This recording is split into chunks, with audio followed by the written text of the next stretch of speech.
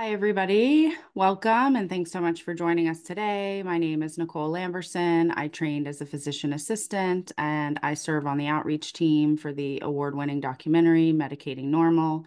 I'm also a survivor of psychiatric medications, which resulted in protracted withdrawal injury. Our guest today is Asla, and I'm going to let her say her name, her first and last name, because I think I got the first part right, but you tell us the last name. Yeah, hi, my name is Asli Anik, and Anik. Okay. yeah. And she is a counseling psychologist living in the UK who's been working as a psychological therapist in the National Health Service or the NHS for 6 years. She recently completed doctoral research, which was supervised by Professor John Reed, who we have interviewed here on the channel, and probably many of you are familiar with his work. Her doctoral research explores people's experiences of healing from prescribed benzodiazepine dependence, what those people found helpful during the healing process, and their views on what future services in the UK should look like. So, welcome, Asla. Thank you so much for joining us today and for doing this amazing research that you've completed. Yeah, thank you so much for having me. Sure. So, my first question is, not a lot of people even know or understand what prescribed benzodiazepine physical dependence is. Um, Most people don't even know to use the word physical dependence. So I know by the fact that you use the right terminology and you're studying benzodiazepines that you have some knowledge of the topic. And I'm wondering what exactly sort of sparked your interest, because it's not every day that somebody pick such a specific research project on benzodiazepines. Yeah, so I originally chose the topic because it's something that I've experienced myself, and it's also something that I helped my dad through, Mhm. and through withdrawal quite recently as well. Okay. So I guess it started from that, and then I guess if you have a personal interest in a topic, you can't just research it. I then looked into kind of what research is out there. Hmm. And I was quite shocked to find that there isn't much out there really. There are a lot of randomized controlled trials Hmm. getting people off quite speedily, but there wasn't a lot out there from from the prescribed patient's perspective in terms of research. There's quite a bit more now, but when I started in 2019, I only found like a handful of papers really, and that kind of surprised me. And then, looking into the statistics in the UK, and, while prescriptions are going down, it is still really prevalent. Um, Yeah. It's crazy to me that we have known about this on some level since what, like the 60s with Valium. And yet there's so little available research. And we sort of encountered that ourselves recently. I serve on the patient panel that's assisting a big organization here in the United States for advising the FDA on deprescribing guidelines for benzodiazepines. And they did like a giant literature review and came back and basically said that there's like not much at all to draw from to make these guidelines. So it's quite shocking, you know, such a big problem with such little evidence and information. And I yeah. figured you had some personal, that's usually what brings people to the benzodiazepine or, drug injury space. So, yeah. Okay.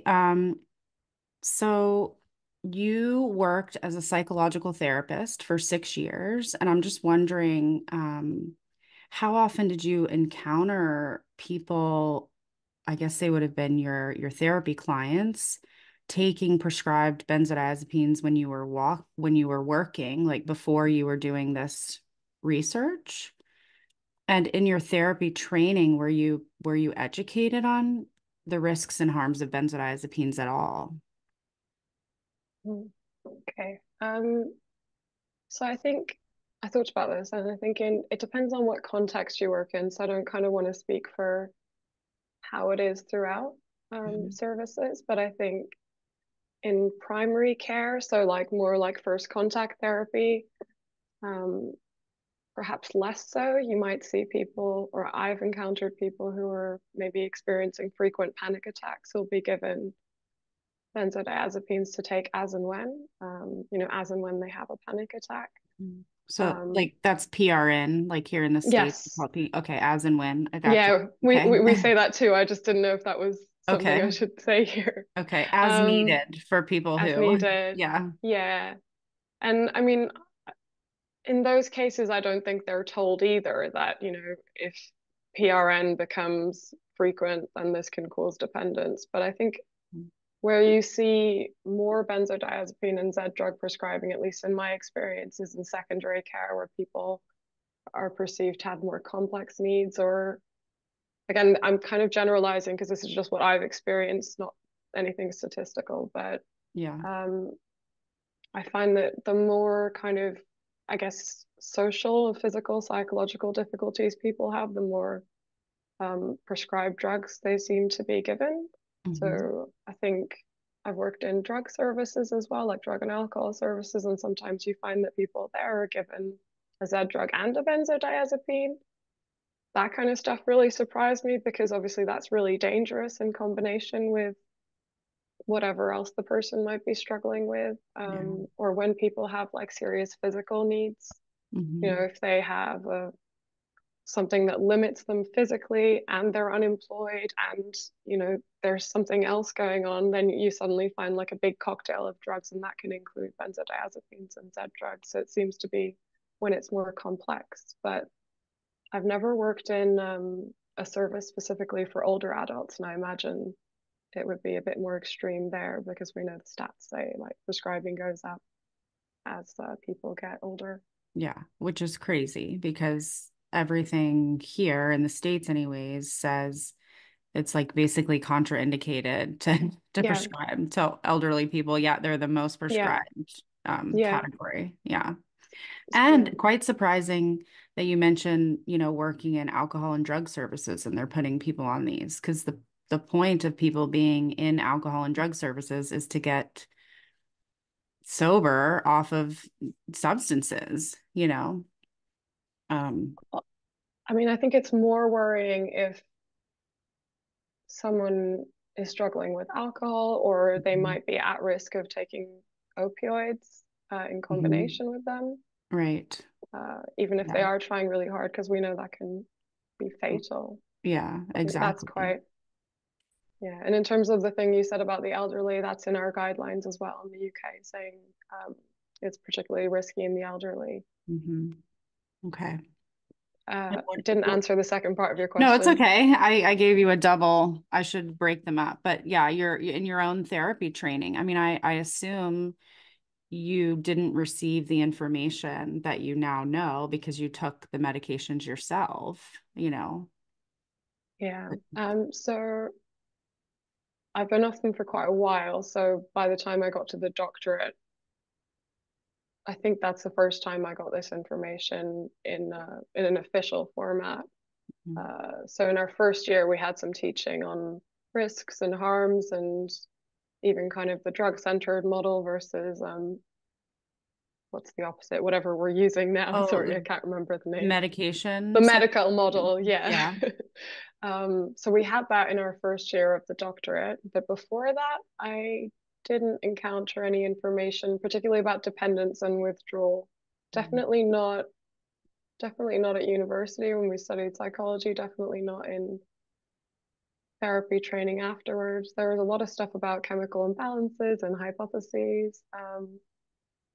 I think the only place where I had a bit of training, and it was more around adverse effects than anything, adverse effects and sort of risks, I guess, but nothing on dependence and withdrawals. I worked for the charity Mind for a while before I was a therapist, and they did quite good training on the adverse effects of all the different drugs, but the focus was mainly on antidepressants and Mhm. antipsychotics. But Okay. but even that didn't go, well, these are drugs that cause dependence and withdrawal. It was more Mhm. about what might be the risks while people are on them. Like, oh, you could develop a movement disorder or something like that versus, Exactly. okay. Yeah.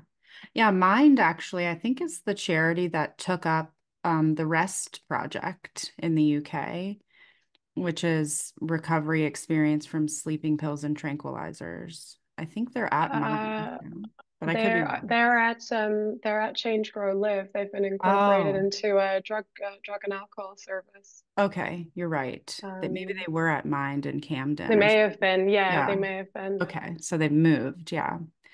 Okay, so basically the education that you had was pretty lacking in explaining mostly like the physical dependence aspect and withdrawal aspect of benzodiazepines. Like, look, if you're exposed to this medication on a regular basis, even by way of just taking it exactly as prescribed, like your doctor Yeah, told you to, that you can have these terrible consequences, essentially. yeah. Okay. Um, so because you had lived experience, then you embark on this doctorate and you have to do this research for it. And how helpful do you think and harmful having your own lived experience was to the process of conducting this research? Like, how did it benefit you and how did it, Hmm. maybe there were biases or downsides to being a lived experience person trying to do research on a topic. Um, so I think the benefits are hopefully you can tell me from reading it, but hopefully the benefits are kind of a level of sensitivity to language. Hmm. I think even sensitivity in terms of the questions that are asked. I spent quite a bit of time talking about the medicalization of distress and talking about why certain language is used, why certain language isn't used, and um, I think that would probably be one of the main benefits. Hmm. I mean, even just like drawing attention to an issue like this, as you say, like not that many people are interested in researching these issues at the moment. Exactly. Um, and I think it definitely guided my decision to listen to patient experiences, you know, Mm. because you could say, like someone else might look at the research because you like me, you're saying, oh, there isn't much out there. But actually, if you look, there's a lot out there. It's just not very meaningful. Like there's a Hmm. lot of randomized trials out there. But if you've been through this, looking at those doesn't give you any information on what you might expect and how you might come off and what you might experience during that process. Yeah. Um, Well, even the language bit is so important because it can even taint the results, I think. Like, mm, for example, people use the word addictive or addicting sort of synonymously with dependence sometimes.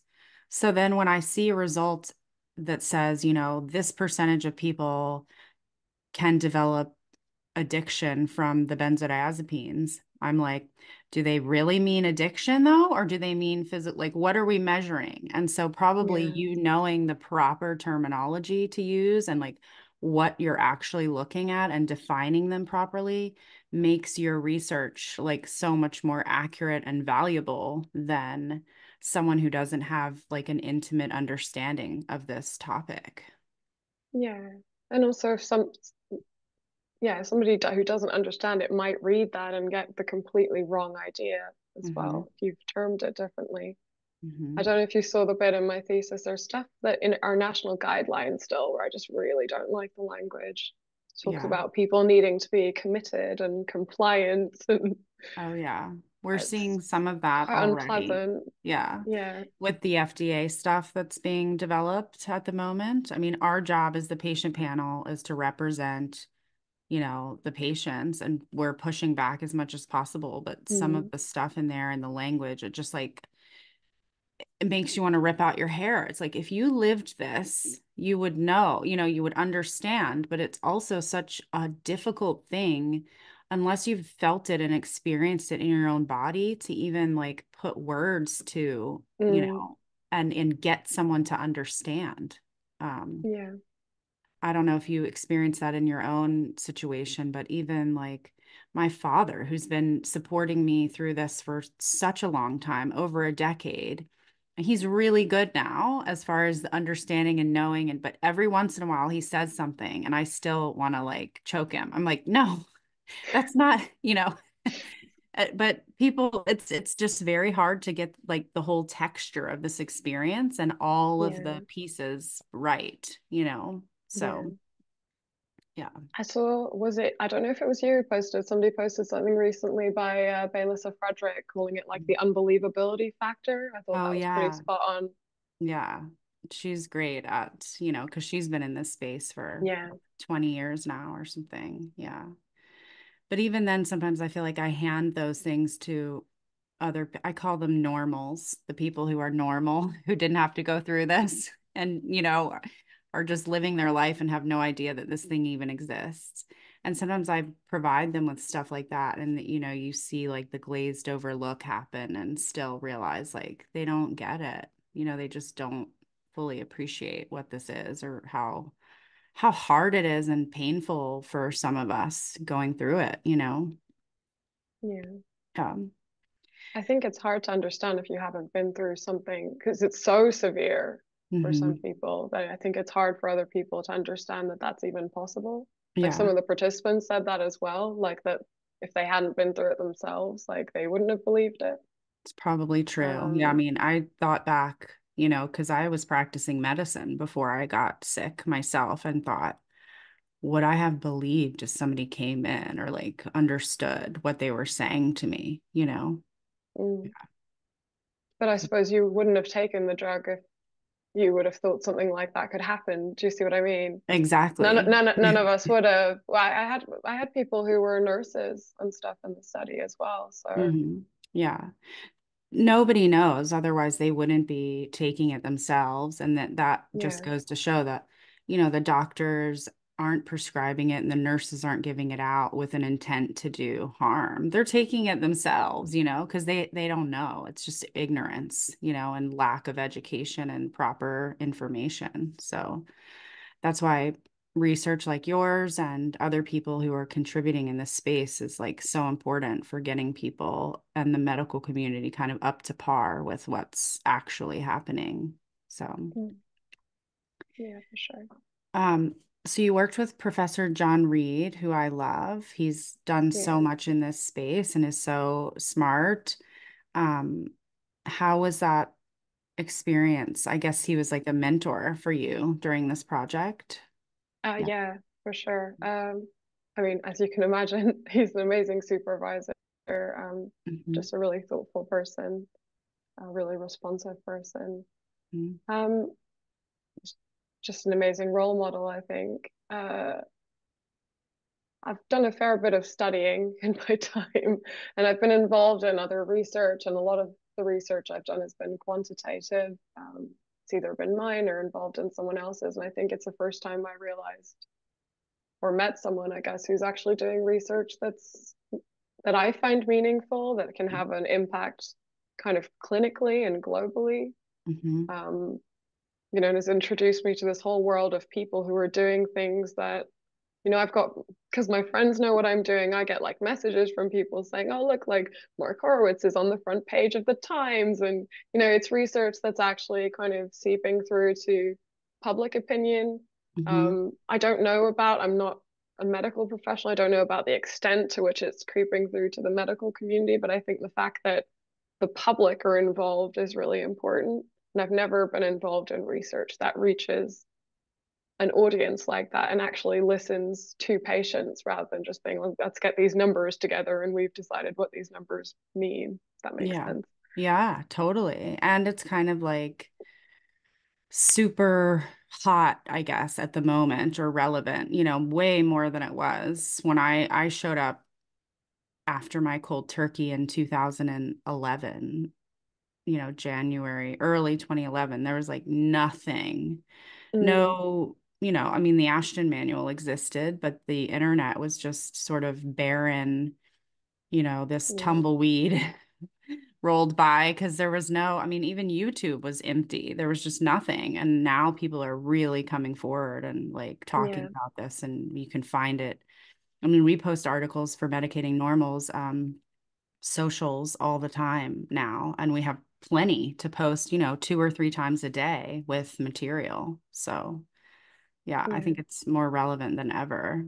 And thanks to, people like John Reed and the other experts that he works with and such. So, And I think also because they're all open access papers, so they're available to the public. You don't have to rely on kind of so-called experts to get that to you. mhm. So I don't know if you think this stuff is reaching doctors, but I guess if we're reaching the public, then at least the public can make informed decisions. Yeah, exactly. And I think that's kind of where it starts, right? Like consumers hold all the power. I mean, you don't think of yourself as a consumer when you're seeking medical care, but you are, and you have a right to refuse something or find a different provider and that kind of thing. So that gives the patient a ton of power. So if they're informed and knowledgeable, they can at least sort of dictate the quality of medical care they're getting. But yeah, I don't know. I mean, I think more and more people, more medical professionals are becoming aware that benzos are problematic. Maybe they don't have the full picture figured out, but I think it's kind of seeping through way more, in my opinion, in the UK than in the United States. But what is your thought? Do you feel like you guys have got it down pretty well over there that benzos are risky and not to prescribe them daily and long term? Um, I mean, I don't know what it's like in the US. I looked at some of the stats on the Benzo Information Coalition and compared them Hmm. to kind of what I had for the same year, and I think it's like, is it? I wrote it down somewhere. I think it's like 3%. No, 3% of the population are on prescribed benzos in England, 5% in Scotland. And then it's just a bit less in terms of Z drugs. And in the US, it's like 12%. Is that right? Yeah, it's Um, pretty well. 10 All to I know is, 12%. yeah, So it's higher. It's a lot higher.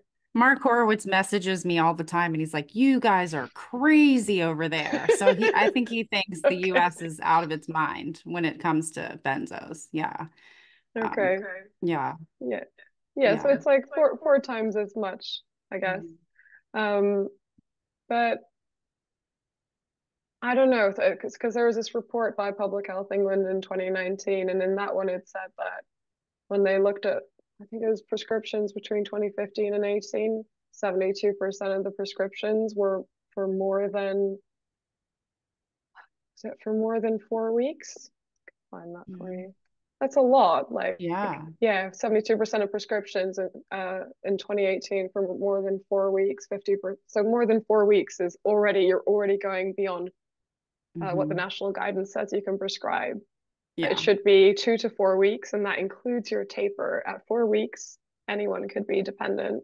So you've already yeah. caused a problem potentially.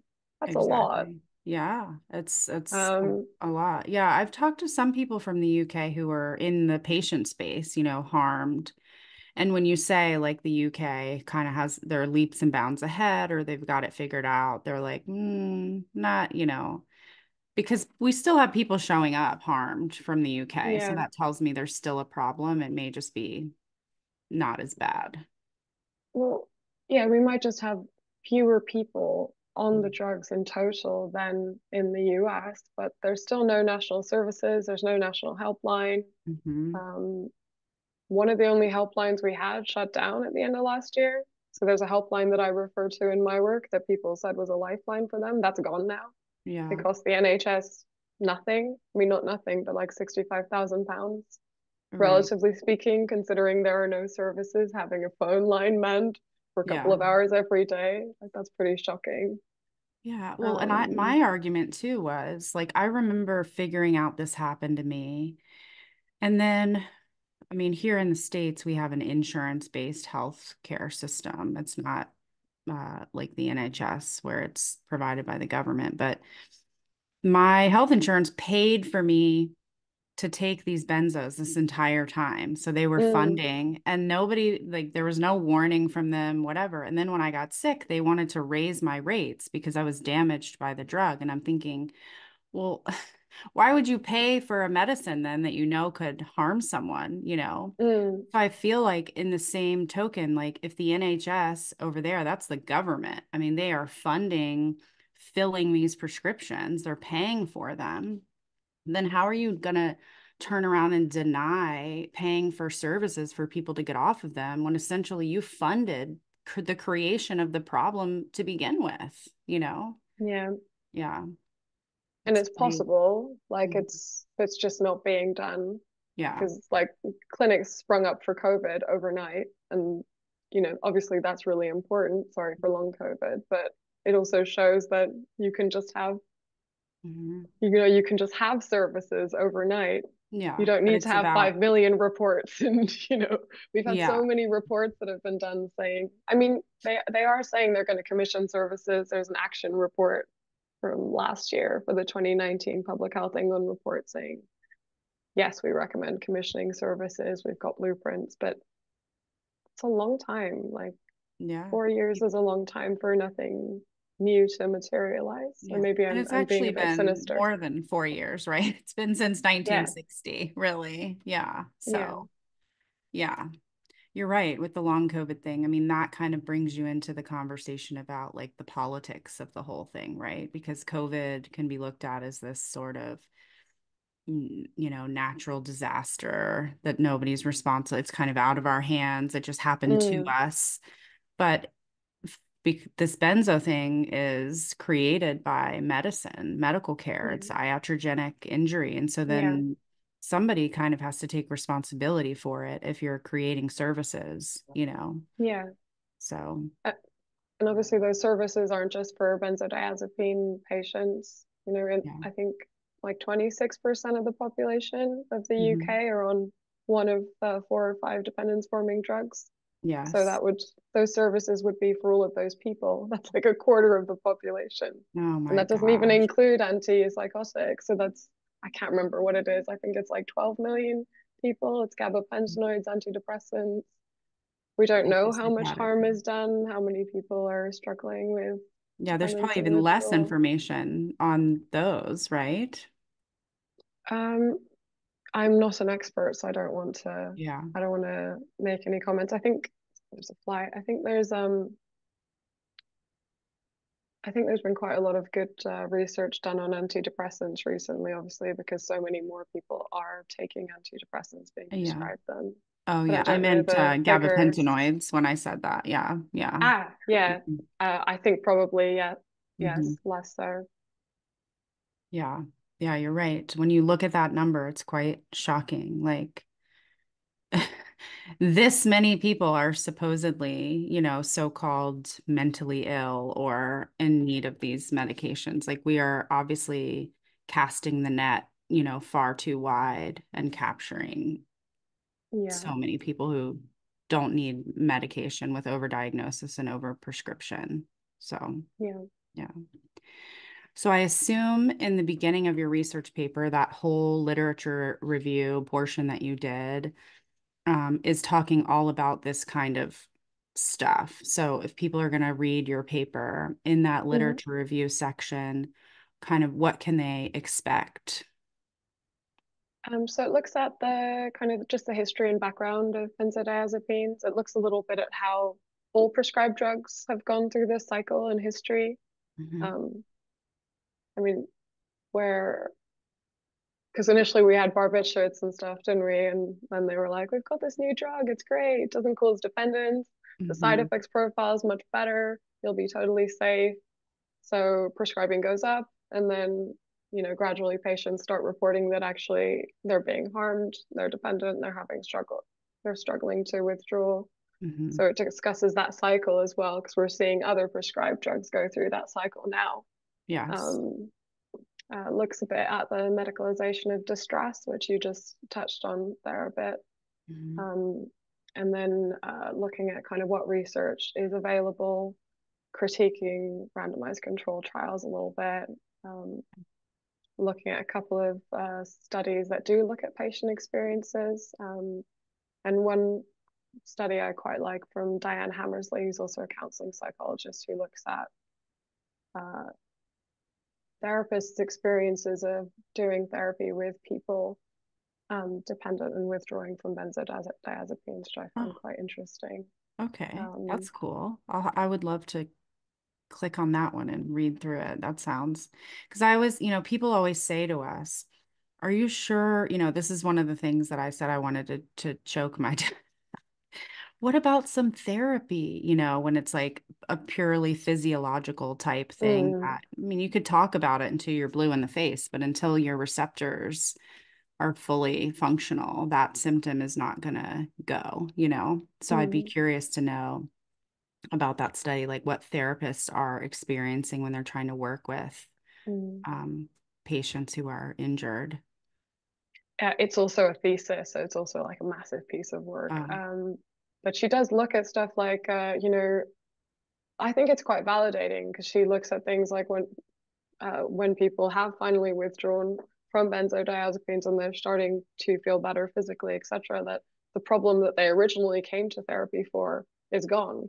hmm, Because sometimes people are told, oh, you're really anxious, you're really depressed, maybe now is not the right time to withdraw. It's kind of in our guidelines as well that people might not be ready, but actually those are adverse effects. hmm, People on benzodiazepines often experience um, quite severe psychological problems from them that are yeah, caused by them that have nothing to do with them having a mental health problem at all. yeah, It's just misunderstood. It's an adverse effect. So once you come off of them, for some people that problem is completely gone. Or she yeah, talks about people like unresolved grief emerging because some people are given benzodiazepines when they're grieving and then they're unable to process that grief because everything is dampened, tranquilized. So that yeah, becomes something you might end up having to deal with that grief 10 years later after you come off of your rolling prescription.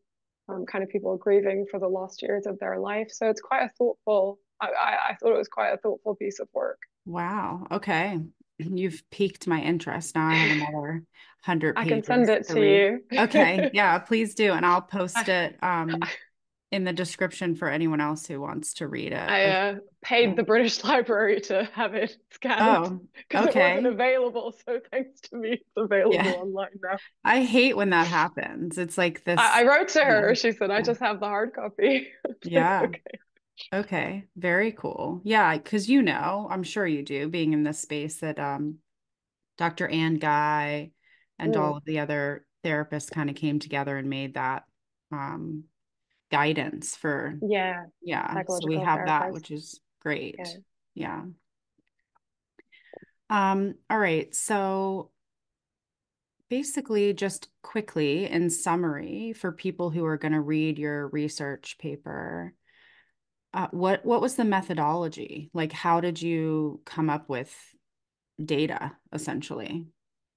Mm. So I did interviews. I interviewed people like this online on Zoom. They were recorded. There were only 7 interviews. They're about 1 or 2 hours each. Okay. Um, Partly because it's a piece of student work, but partly because it's meant to be like in-depth, rich, detailed data about people's experiences, rather than like a massive study of hundreds of people. Mm.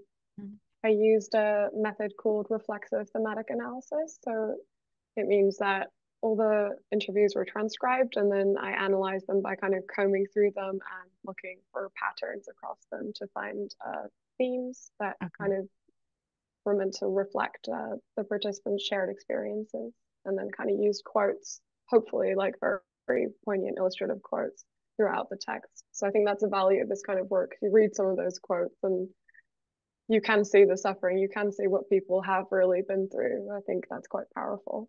I think Yes. that's what I like about some of the work John does as well. There are some quite powerful, yeah, quotes there from people themselves. Yeah. Okay.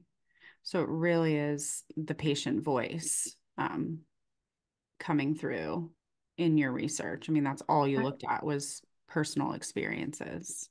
Yeah. Yeah, obviously it's not totally objectively that because I'm the one that's analyzed it, so it's still through my lens to some extent. That's unavoidable, but yeah, hopefully. Yeah. Okay.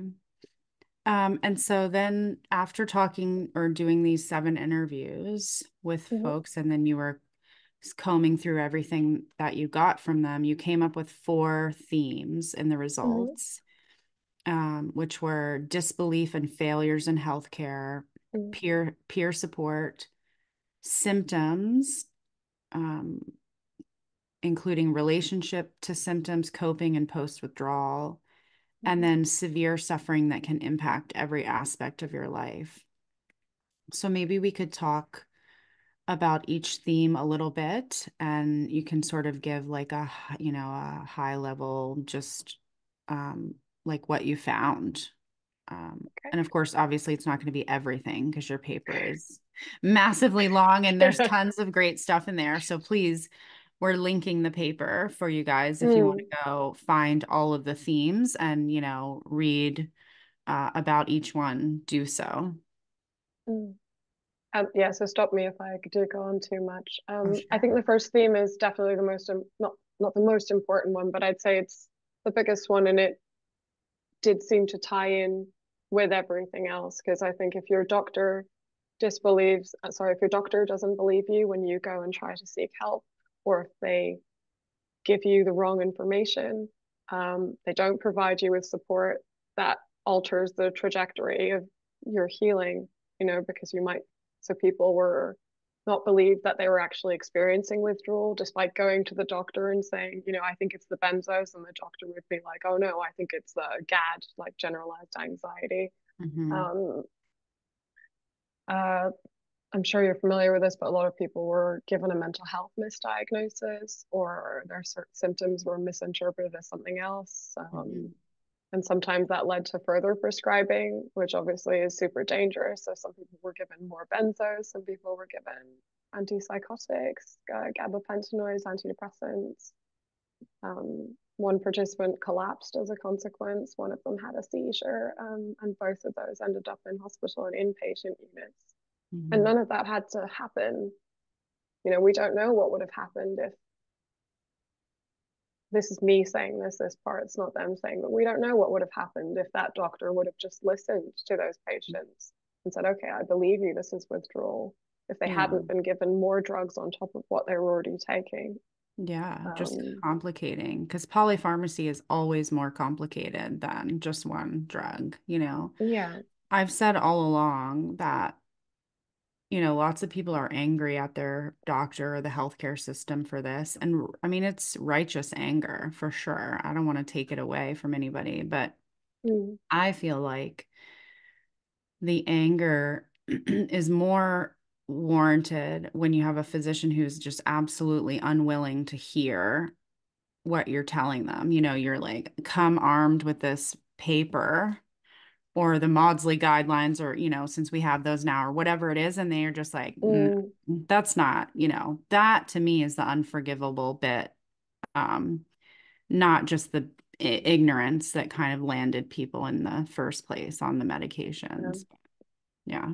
Um, yeah, but that was kind of a global experience for most people. It was Yeah. that they were disbelieved, and they didn't necessarily know 100% that that was going on, but they did tell their doctors, and their doctors didn't believe them. There was one participant who managed to persuade her doctor that that's what was going on through like a lot of self advocacy, a lot of education, like you say, bringing papers, Yeah. and said that they were quite nice and helpful in the end, but took a long time to come around. Yeah. But a lot of Which the when others you're really had to fight.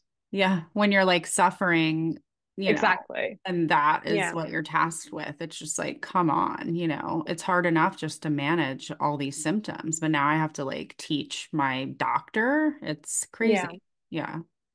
That participant said exactly what you said. I don't have the quote right here, but something about kind of when you've got quite severe cognitive difficulties already from Mhm. withdrawal, it's really difficult to handle stuff like having to educate yourself, do your own research, bring that in, write letters to your doctor to convince them, Yeah. etc. Okay. Um, some people spoke about how because their doctor didn't believe them, their families didn't believe them. So if the doctor is saying, or for some people, the doctor spoke to their families and said, like, no, this isn't happening. Or the doctor gave them the misdiagnosis. And they said, because the doctor didn't believe us and the doctor is the expert, right? They have this professional authority, then their families didn't believe them. So they Yeah. then either lacked that support from their families or had to, persuade them, educate them. Yeah. So it's so Oh, much extra work yeah. um, at a time And when you really don't have it in you to do that. oh yeah, devastating outcomes if your family doesn't believe you for some people. I mean, I've seen that that is, I don't have any like scientific proof of it, other just Mm, anecdote from being in the community for so long, but I think that raises the risk of suicide when you have no mm, family belief or support, or that they're gaslighting you as well. Because what else do you have if you don't have like a safe space to recover, you know? yeah. Yeah. Especially because there are no services. It's not like, oh, my family doesn't believe me, but I have this service I can go to. If you have no services, who Yeah. do you have other than your loved ones that can support you? So, Yeah. yes. So true. So, Okay. um, yeah, there's a lot to this one. Maybe I shouldn't say everything, but you'll be familiar with kind of like a lot of people face stigma. They were made to feel ashamed. They were treated like they were drug addicts. Hmm.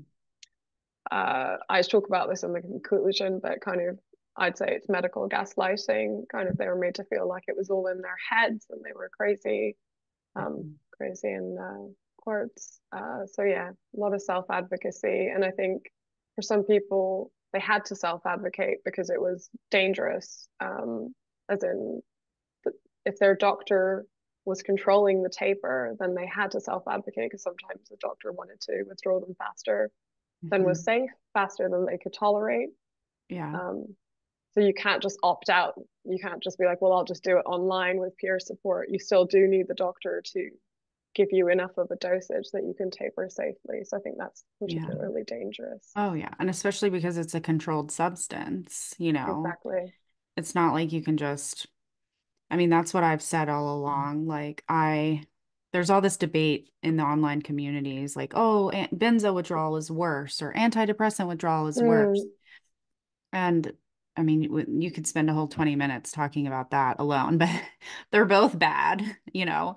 yeah. And the worst one is whichever one you're going through, really. But what I do think the antidepressant people have that's slightly easier is that most places will give you Prozac or something without a fight, Mm, you know, but if it's Xanax or something, they're like, oh, what is this yeah. dangerous pill you're abusing or whatever? And that makes it so much harder when you just need it for a taper, you know? Yeah. Yeah. Yeah, for sure. Yeah. Definitely. Um, I think that's the main part of that theme. There was self advocacy as well. Some people took legal action, made a formal complaint, but all of that is just extra work when, just a bit of listening resolved Yeah. would have resolved the And from the issue. medical And side too, because like I said, I trained in the medical field and I plan to go mm, back. And so one of the best ways not to get sued is to be receptive to your patient's experience and to listen and like they've shown that even apologizing to patients when you have had harm can sort of bridge the gap there as far as like solving the issue of the patient being very upset and angry with you, probably much less so if you're willing to learn from them and you don't like make them fight for the right thing. So yeah. yeah, definitely. Um, sorry, I've lost my train of thought. No, it's okay. I think you were wrapping the first theme and then the second one was Mm, peer support. yeah, I mean, the other bit of the first theme is like obviously based on these experiences, people said like we need better education. Everyone said that as a recommendation for the future, better education for doctors. Yeah. Um, and that prescribers need to adhere to the guidelines and better education for families and patients as well. Let me Um, ask the, that since you are in that healthcare system and I'm not, mm, and some of our mm, viewers aren't familiar with, when the healthcare systems are different, it becomes a different experience sometimes in different locations. So if somebody doesn't follow the guidelines in the UK, you're a doctor, and then like what is the process of like, can you report them? Can they get in trouble for not doing it? Or how does that go? I feel like I should have looked up the answer to this. I'm not sure I know the answer to this, Okay. because there isn't like a monitoring process that I'm aware of. I think you can take legal action, obviously, like you can in any country. Hmm. Um, yeah, I don't know. Okay. We'll have to I think you just need find to out. make a Yeah. complaint or take legal action. Don't think that there's a simple. Yeah, like here's the form to complete if your doctor doesn't follow guidelines or I mean, you would think because they go through all the trouble to make guidelines in a country where it is so, socialized medicine, Mm, it's a lot easier to enforce than like in the US where anything goes kind of as long as it's like standard of care. We don't have one central thing of like you guys have nice guidelines and then all the doctors mm, are meant to follow them. So I was just curious if it's like more easy to kind of enforce or I don't want to say punish, but like mm, bring them up on charges of not mm. following guidelines if they exist. But yeah. Yeah, it's only now that you mention it, I'm like, I actually don't know Yeah. the answer Well, to if that. anyone's watching and you do know, please leave a comment below and educate us because I'd be interested. I mean, the cases I've seen where people have successfully sued have always been uh, privately. I think there's a whole list on benzo.org, is it org UK, that of people that have successfully Hmm. sued. Um, Yes. but And I they think those used are all private. I don't lawyers. know. Yeah. Okay. Yeah, they use lawyers. I don't think there's a straightforward, because I don't think it's monitored. It would have to be you that raised the alarm, and Hmm. then it would have to be legal action. As far as I know, one of the participants, I think, made a complaint to the General Medical Council, Okay. and then I think the doctor, I can't remember right now what happened. I could tell Well, you. yeah, sometimes they get, well, in the US, you can complain to the Board of Medicine. But Mm, again, because we don't have nice guidelines, it's a lot harder to say that they did something wrong because there are no guidelines mm. really.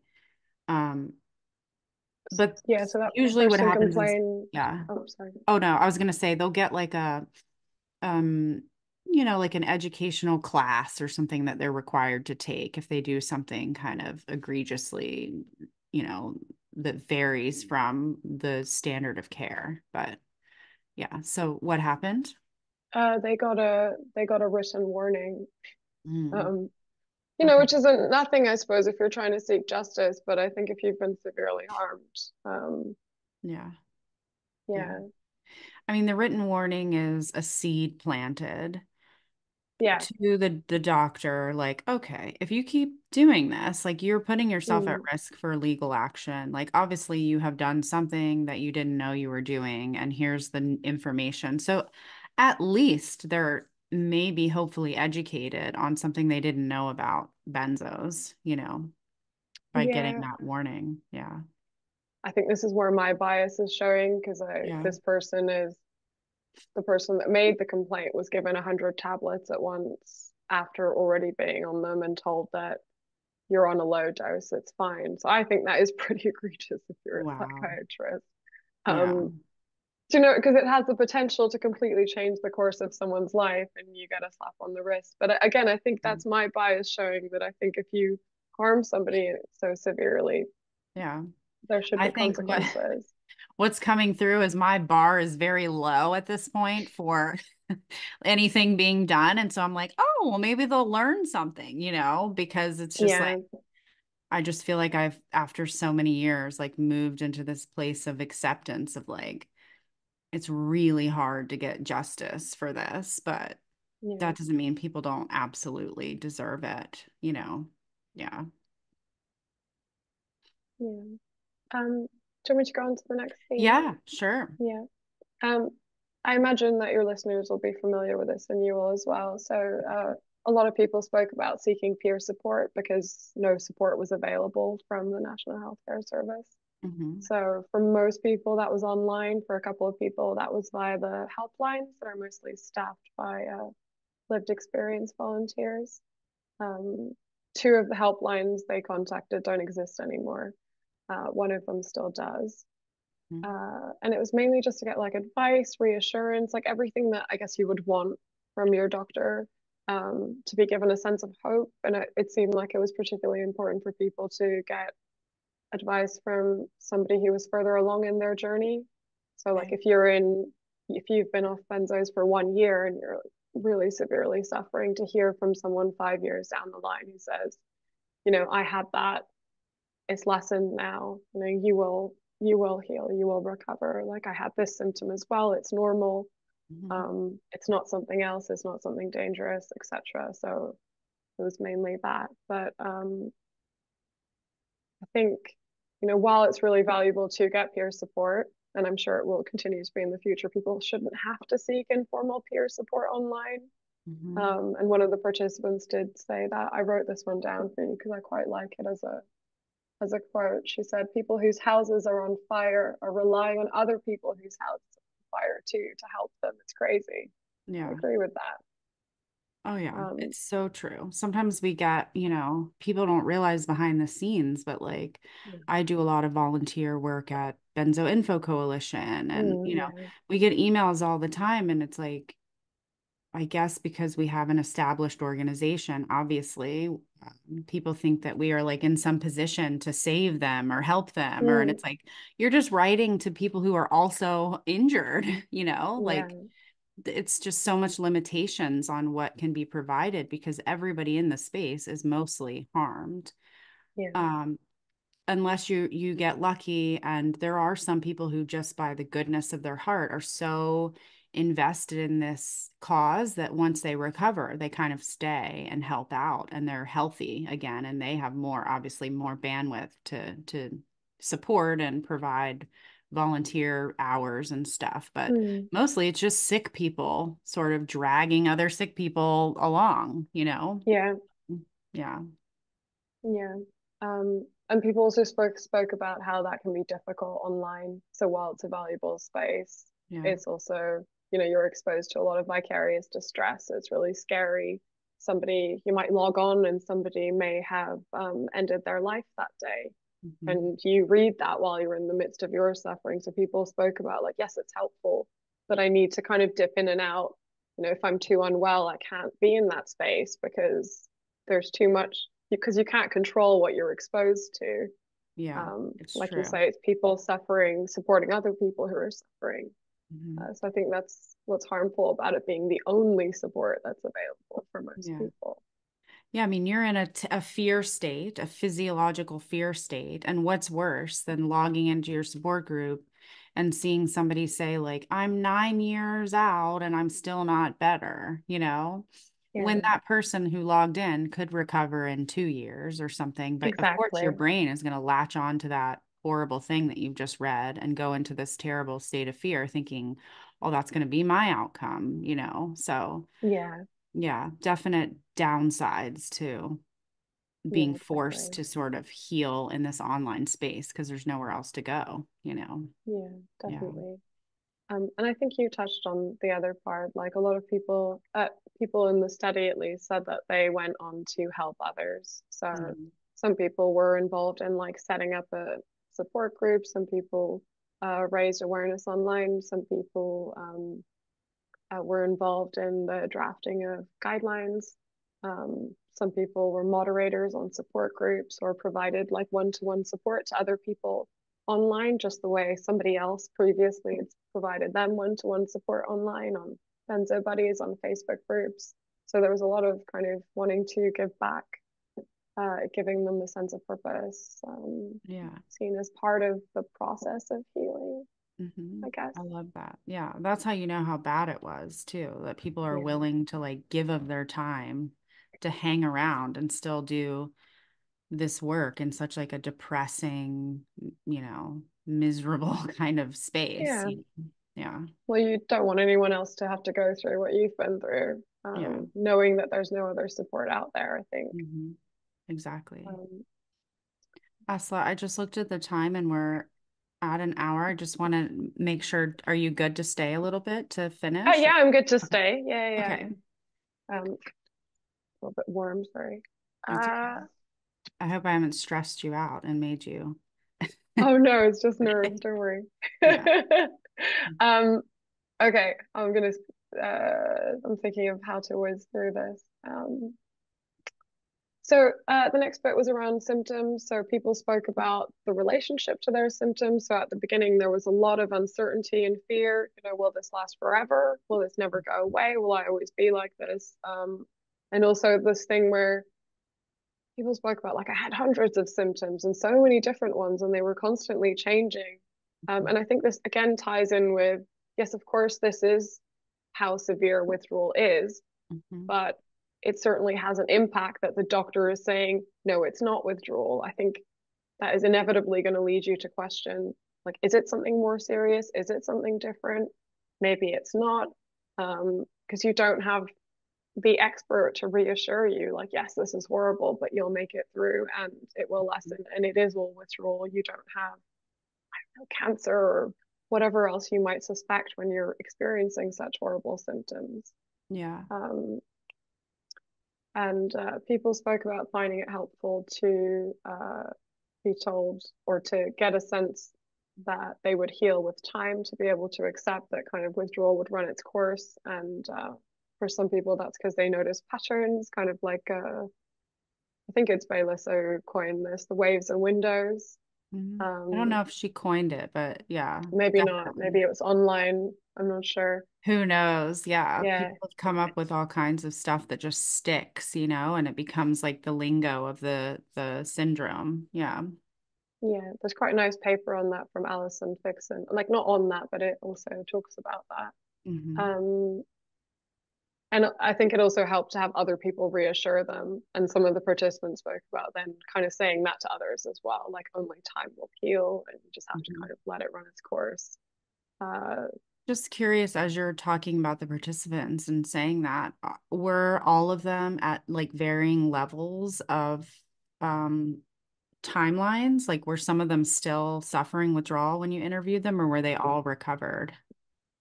um, so everybody still had some withdrawal symptoms. Mm. Nobody was completely symptom free, but some the participants were between 1 to 16 years old.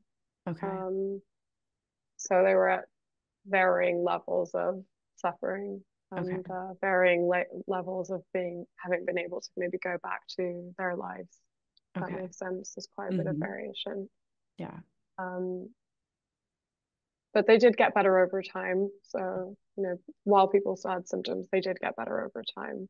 Okay. So uh, I think, but like, most people spoke about how important it is for others to be aware that this can go on for years and years and years. It's not like a matter of that's not to make anybody who's going through this now feel hopeless. I think it's more for professionals out there to realize it's not something where you come off the drug and you're fine.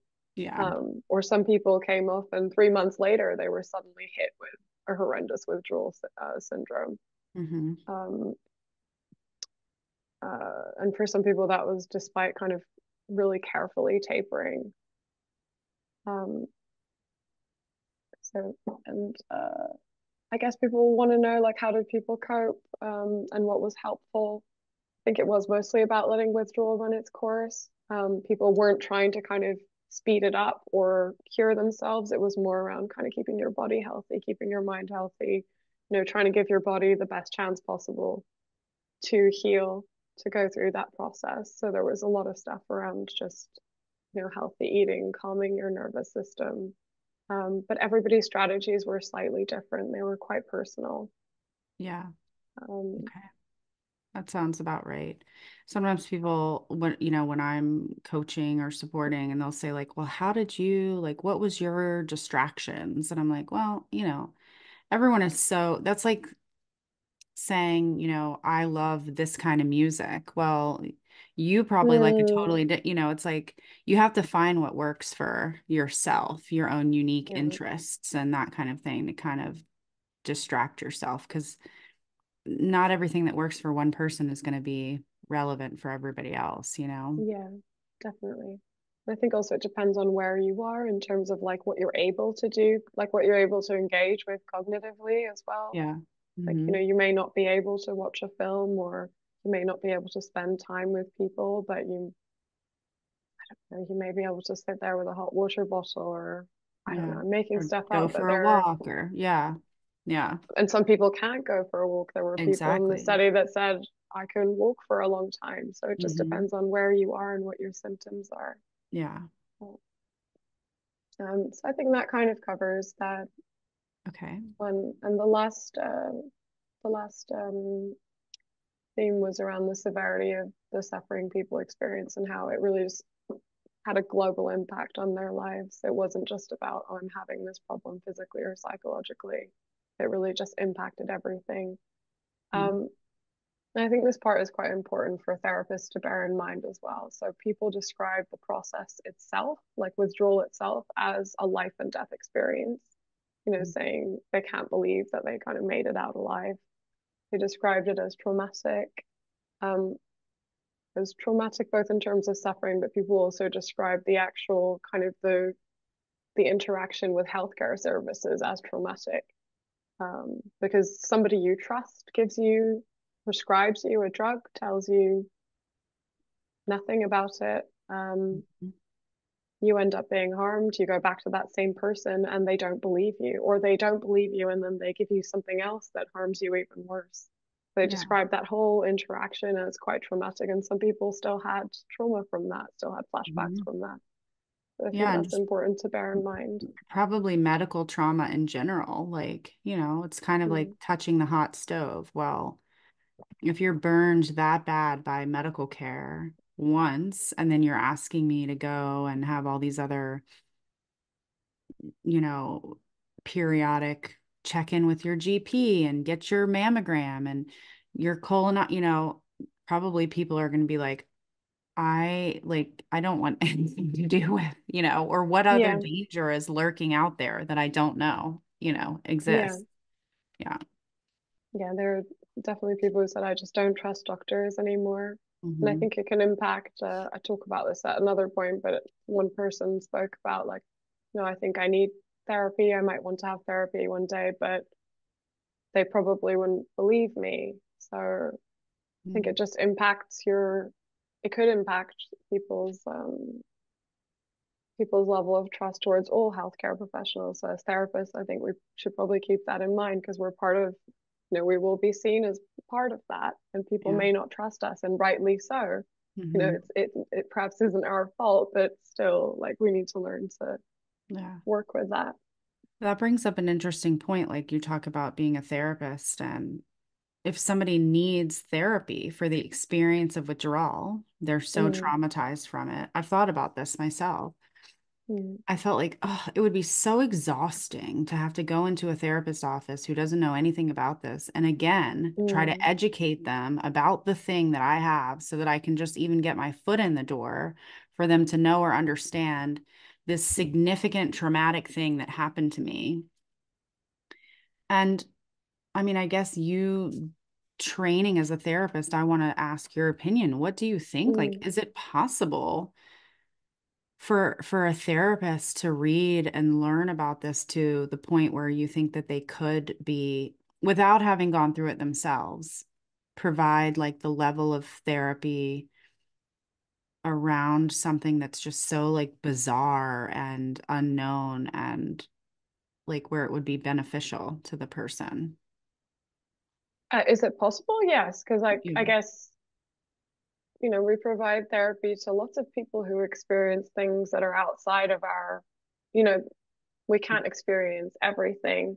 But I think whether there's enough awareness of it right now for people to be able to do that, I don't know. Like the guidance for psychological therapists I don't know if it came out of it, but before that they did a survey, I think like on 1,200 psychological therapists, and asked about how confident they felt working with people and how many of them knew stuff. And it was, everyone was working with somebody on prescribed drugs, or at least one person, like 97% or so, but very few of them felt confident doing that. And I don't know if that's changed Wow. since the guidance. Yeah. I think what I wonder is, in our national guidance, it says, oh, therapy would be really helpful. Could be helpful or something like that. Don't quote me. But it talks Yeah. about people accessing therapy. But Hmm. I wonder if you're doing it privately, obviously that's different. But if you're actually going to the NHS, I wonder how many people are actually going to the NHS or even just going to their GP and saying, "Oh, I'm experiencing severe withdrawal. Can I have therapy?" And what happens when you try to then access therapy? Do they see it as a medical problem and you can't access it? Or there were two people in my study. One went, both, I think, went for CBT or were recommended CBT. And in one, the practitioner was like, "This wouldn't be appropriate to you."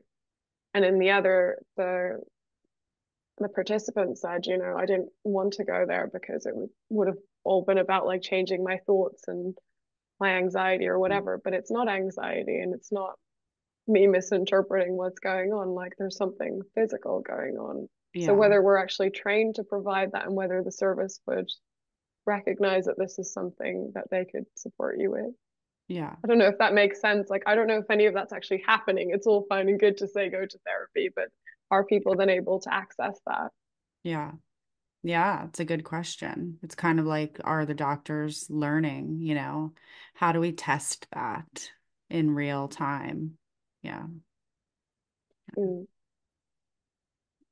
Um, I keep losing where I am. Oh, I think you Um, were on the part about how the suffering impacts every mhm. aspect of your life. Yeah. uh, I copied in some quotes here, but they're pretty horrible. I might. I'm going to give you a less triggering quote. It's a good read, but I don't want to upset anybody. Okay. Um, Yeah. If people there are want to some read really all poignant of them, quotes there that I yeah. think, really reflect how horrible an experience this is. But one of the participants said, the severity of the suffering, I sometimes wonder how I'm still alive, to be honest. It's just been so horrendous. And like I said, if I hadn't been through it myself, like you said, I wouldn't have been able to believe that a drug could induce so much torment. So yeah, the trauma, definitely the trauma of suffering, and trauma of drugs, trauma around doctors, thinking about if I just hadn't have taken that drug, I would have still been healthy. There's that, so there's that trauma as well where people look back and they're like, if I hadn't done this, I could I could have had all those years, or I could have had a healthy life. I wouldn't have lost my job. I wouldn't have Mhm. um and that's one of the less upsetting quotes, let's say in context. And I think that also covers the next bit. People spoke about how it impacted their relationships, that they had to give up their jobs. For some people, their partner had to give up their job to look after them because there's no other support available, just like missing out on important life experiences. I Yeah. think somebody spoke about having to cancel their wedding because they were just too unwell to, I guess, participate, be a part of it. Um, and I think it's important to say, like, it might sound like these are the worst experiences that people have, like, oh, this is a small minority and it was just really bad for these people. But I think these are probably, there are there are likely, more than likely, to be people that have had much worse experiences than this, because these are the people that were well enough to speak to me. And all of these people had at least one person to support them. Yeah. And they all said, like, I don't think I could have done this alone. I don't know how I could have done this alone. Yeah. So that was a big part of it. Like a lot of people needed help. Like somebody said, I needed help just meeting my basic needs. Like my parents get my groceries, they do the cooking, they do the cleaning. Um, Obviously, people needed financial support because they couldn't work. And just help with, the practicalities of like measuring your liquid and crushing up your pills or whatever people have to do depending on where they are and what they have access to. That's quite Hmm. difficult to deal with cognitively. So some people had their partner help them do that. Some people had uh, at least guidance from helplines on kind of how to taper, but physically, practically, you have to either do that yourself or someone has to help you. You can't like, yeah. Um, and some people needed like 24-hour support, someone to sit with them like around the clock.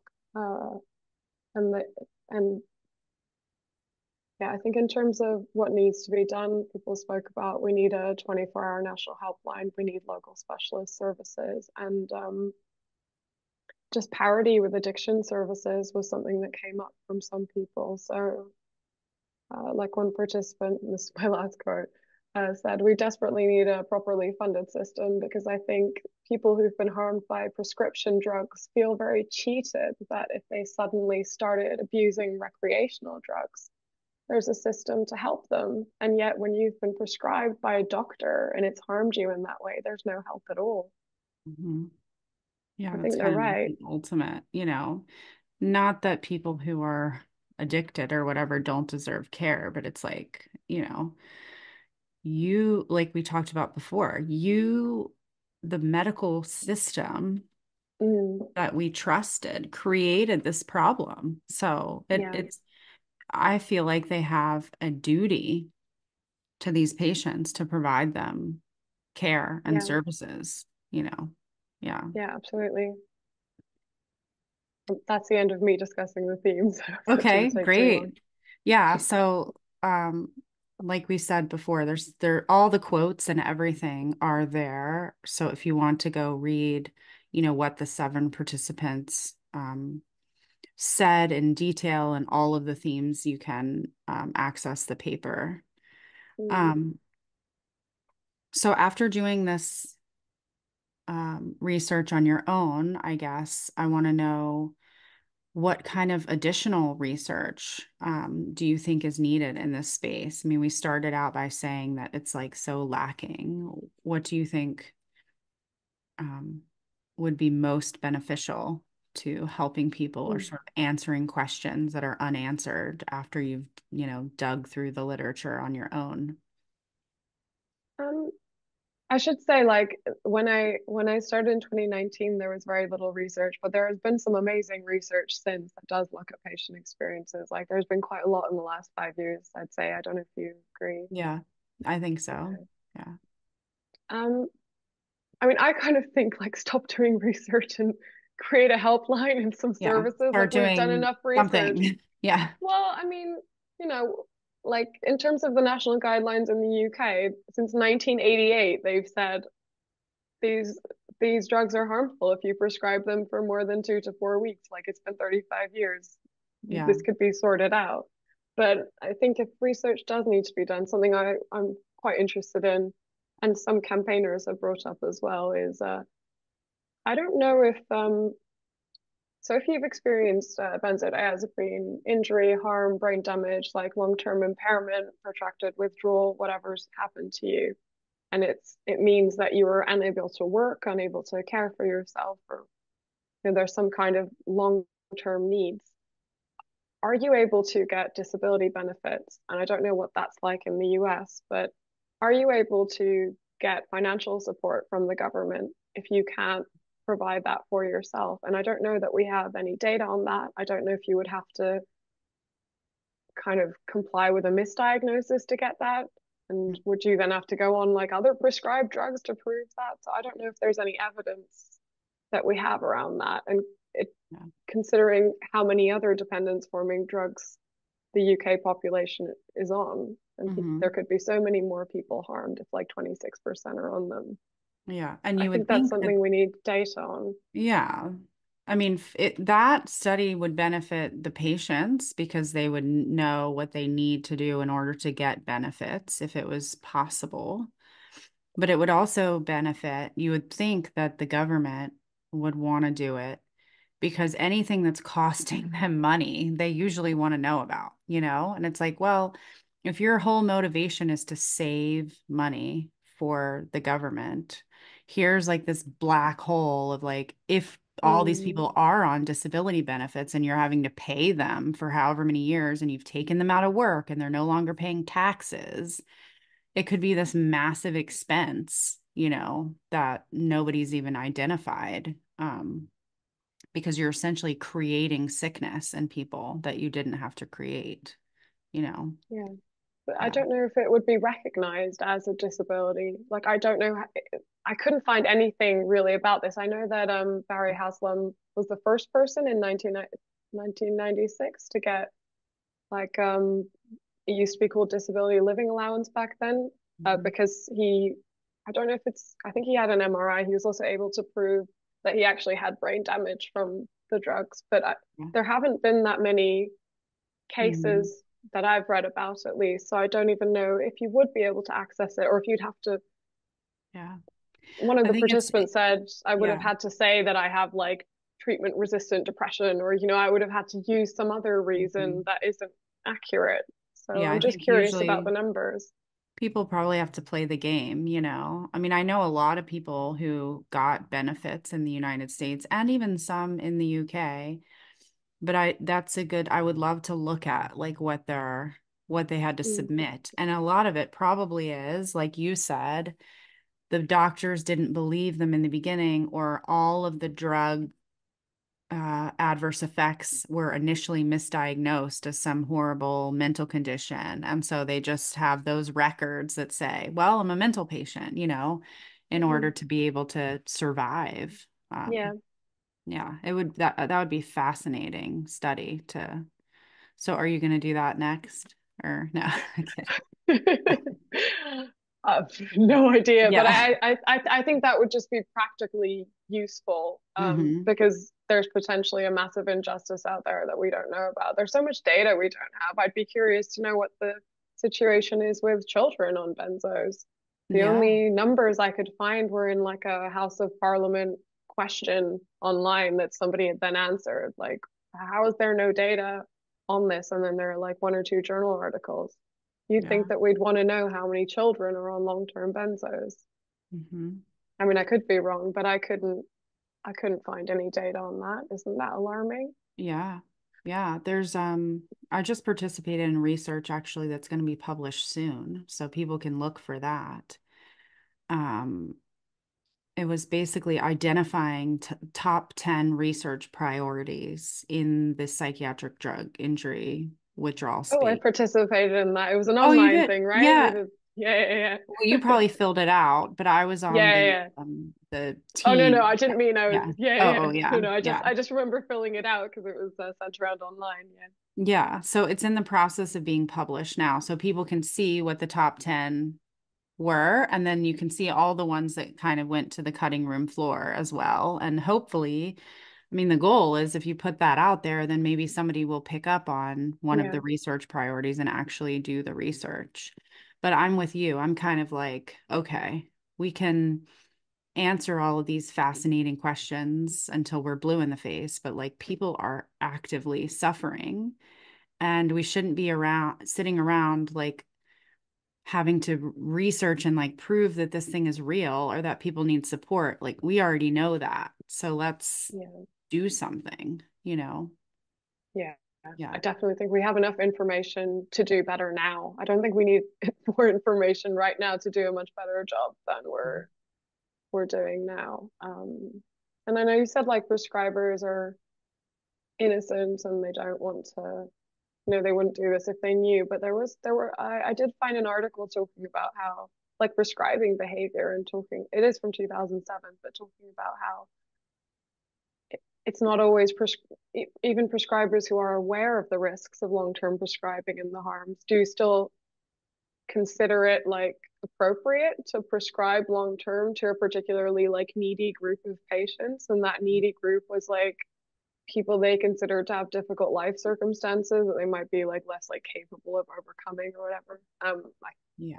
I can't find it now, but it is that kind of language where, and it's Yeah. people who are experiencing domestic violence and unemployment, Mm, things like that. Like none of these are legitimate reasons yeah. to It's like prescribe, and a benzodiazepine doesn't make you like more capable of hoping. finding work, Yeah. or getting out of a domestically violent situation. In fact, it might make it worse. I mean, Hmm. it's just not, So that Yeah, it's worries that. me that it's still considered appropriate even if you have the education. I mean, if you haven't figured it out in 35 years, it's in the guidance, it's not a secret. It's not like antidepressants. It's not contested, is it? Right. Yeah, it's that well, it is a little contested actually. There's a group that we are sort of, shocked that exists. And the funny thing is their whole thesis is that antidepressants are the harmful drugs and that benzodiazepines have gotten a Oh, bad rap. So they're willing to say that the antidepressants are harmful, but not, that the benzodiazepines are more useful and less harmful than we thought. who are Uh, these people? it's online. It's the International Task Force for Benzodiazepine something. If somebody's watching and Okay. you know the full correct name, please put it in the comments. Yeah. Well, So, still much to be learned and lots of debate going on over things where I'm like, I thought this was settled. I thought yeah. we had a consensus here, and that's the part where you can say, okay, if we have physicians and these are mainstream doctors in like powerful positions who have formed this organization Mm, saying, well, the benzos aren't that bad, but it's the antidepressants. And then you have other guidance saying, well, the benzos are bad. It's like, how on earth is the patient supposed to know what is good and bad if you guys can't even figure it out and you're the ones who are prescribing the stuff? So again, it's just the patient who suffers ultimately. yeah. Um, and that bit about, I just wanted to address what you said about like there are some doctors, that is, I think, the type of doctor who, and maybe it happens in all branches of medicine, but it certainly happens in psychiatry, where it's like, oh, you don't know what's best for yourself. We know what's good for you, or um, identifying a patient as so-called difficult Mm, and sort of treating them differently than you would someone else. Yeah. But you're so right. I mean, I've never been more sick and incapable of functioning than I was on benzodiazepines. So they didn't solve anything for me. yeah. They created mass chaos and complete disability in my life. So if I was already having a ton of problems, all you Yeah. served to do was make my life harder and worse, you know? Yeah. Totally. Yeah. So last question, so we can wrap up. I won't keep you all day, even though I'm like loving chatting with you. It feels Yeah, good same. sometimes to just talk to somebody who like gets it and who, you speak the same language, even though it's like a club that nobody really wanted to join. Yeah. Um, I guess in closing, if you had like a message that you wanted to pass on after doing this research to other therapists and psychologists, because ultimately, that's probably who's going to be reading your paper or learning from you. Hmm. Like, say somebody's like, oh, well, you've got all these therapists and all these psychologists or whatever who are willing to listen to you, and you have a platform and you want to say some super impactful thing, take home message that you want them to have because they don't have time. They're not going to read your whole paper. Like, what is it? What is the message? Oh, I don't know. I'm not, I don't think they shouldn't not have time. Yeah. Like, Find the I time. mean, That's the message. yeah, I mean, I wouldn't tell them to read my paper, but I would say, please read the guidance for psychological therapists. Like, Mhm. it was written for you. It was written off the back of people saying they wanted this.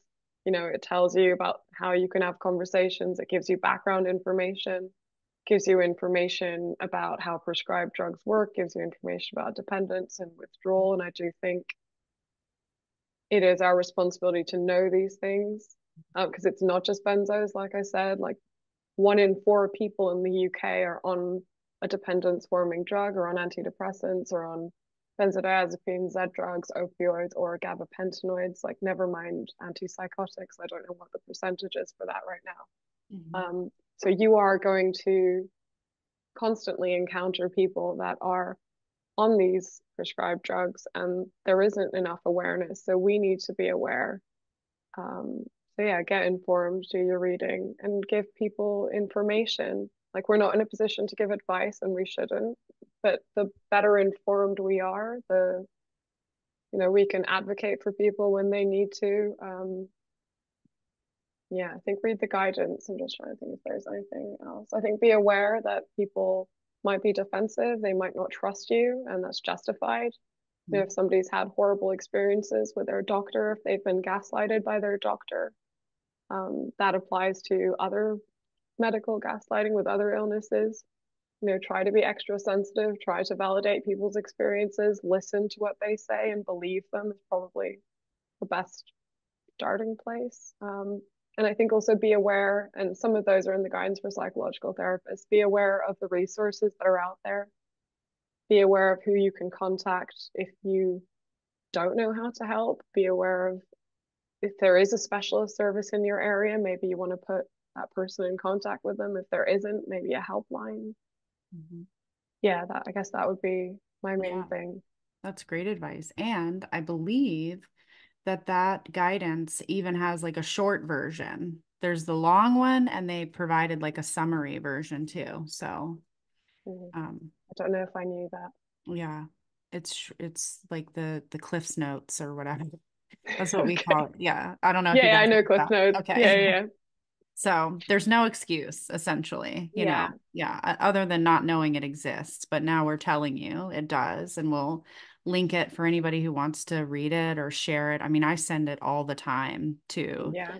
patients and say, give this to your therapist. If they don't know what you're going through, ask them please to read this, and Yeah. maybe then they can get on board to help you. So, Yeah. I'd absolutely say like if you have limited time, don't read my work, read that because it just covers like a bigger, it covers a bigger arena and it's very specific to therapists. mhm. So yeah, definitely. Okay. Well, thank you so much for coming on today and sharing your research for us and even, sharing your research with us and for even Mm. doing your research in the first place. We need more and more people kind of writing about this and putting information out there. I think ultimately that's how we're going to get it, in front of people and get people educated and to know that it's even a thing, like that this exists and people are at home going through this horrible thing with no support from, um, places where they should have it, like support services and that kind of thing. Please Yeah. send me that Oh, paper or any of the resources that you want me to share with folks after us talking today, and I'll put them in the description for anybody who wants to access them.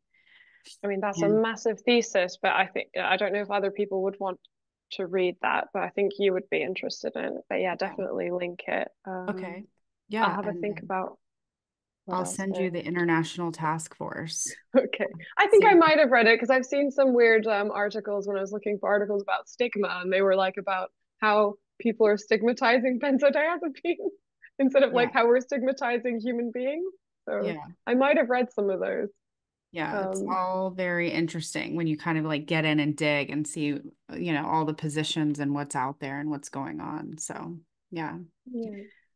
Okay. Thank you so much for having me, and thank you so much for everything that you do. Oh, Like I've thank got you. massive admiration for the Benzodiazepine Information Coalition as well, and they also really helped me in terms of like finding participants and putting my research out there. So thank Oh, you.